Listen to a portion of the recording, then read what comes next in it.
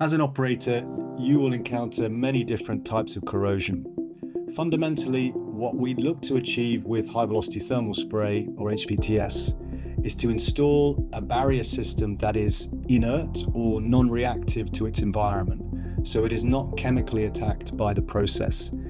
That means we install an internal metallic upgrade that then will happily sit and operate in that environment for the rest of the design life of the equipment. And this covers a very broad range of corrosion environments.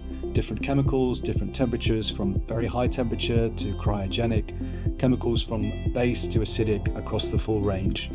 Think of an alloy system that you want to install to protect your asset, like for example a Hastelloy.